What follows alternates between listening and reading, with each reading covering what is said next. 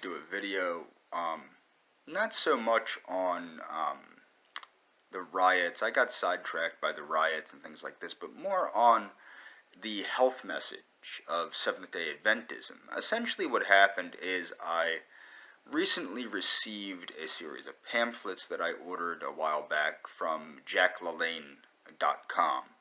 People that don't know who Jack LaLanne is, I'm going to leave a link to some of his videos. Now, LaLanne was not an Adventist, of course, but he did promote physical culture. And I broke from a lot of this gerontology research and stuff like that recently, because a lot of that stuff I found was harming me more than helping me. The low-protein diet, things of that nature. Of course, I'm sticking with the veganism, because veganism does indeed promote longevity, but I'm going back to a high-protein vegan diet. I'm back on my supplements, my bodybuilding supplements, and I'm back re-embracing weightlifting and strength training and calisthenics, stretching, all that stuff again, and that's at the behest of my cardiologist. After my health began to decline about a little over a year ago, well, actually about 2 years ago, my health began declining rapidly because nobody really knows why. I'm starting to regain my health, regain my strength, regain my vigor through re-embracing these principles of, high protein, vigorous exercise every day, stretching, all this stuff. But I couldn't do this before. It took me a while to brave doing it. So it's only been about maybe a year that I've been back into weightlifting and things like that. But I had to ease back into it. I couldn't force myself to go full force simply because I didn't know what the outcome would be. I'm also back into doing karate. I'm back hitting Makawara 1,000 times a day with my fists. So I have re-embraced all of these things. Now I do plan on doing reviews for the Jack LaLanne materials. Jack LaLanne is an amazing person.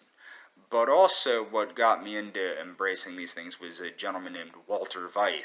Now, Walter Veith was a zoology professor from Johannesburg University in South Africa until he became a Seventh-day Adventist. Upon becoming a Seventh-day Adventist, of course, he had to stop teaching zoology because of the whole evolution thing. But everything he said, now I'm a Darwinist, as people know. I haven't changed on that. I am a secularist and a Darwinist. I believe in material, flesh and blood reality. But both Veith and LaLanne, they promote basically a religion of physical culture, which is very much what this country needs and very much what most individuals need. For too long, religion has taken place in the mind and in the so-called spirit, but very little has been paid attention to the body. And LaVeyan Satanism had claimed to be a religion of the flesh, but it really isn't.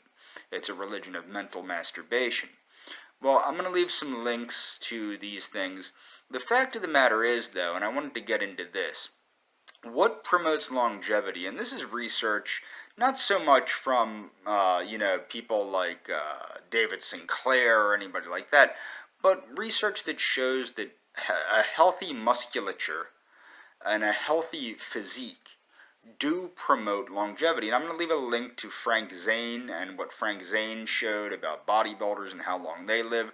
Jack LaLanne, of course, lived at 96 years old.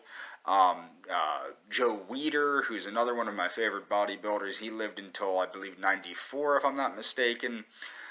So the thing is, bodybuilding and following an aggressively healthy diet, healthy exercise program promotes longevity. Now, I also believe some of the things like these geroprotectors, you should take the geroprotectors on top, which would be obviously added to a healthy diet. Bodybuilders already take supplements, but you should do everything at once. I don't believe starving yourself leads to health. I never did. I have fasted, as I stated in the past. When I was homeless, I think the longest I went without any food was probably 2 weeks.